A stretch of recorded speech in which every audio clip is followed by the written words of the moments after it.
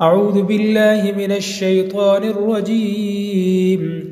بسم الله الرحمن الرحيم. والذين يتوفون منكم ويذرون أزواجا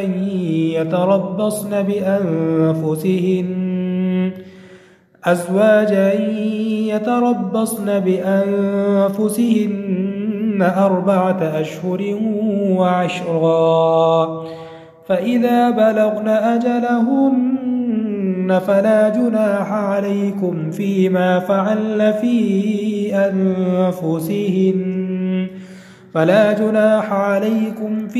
فعلن في أنفسهن بالمعروف، والله بما تعملون خبير.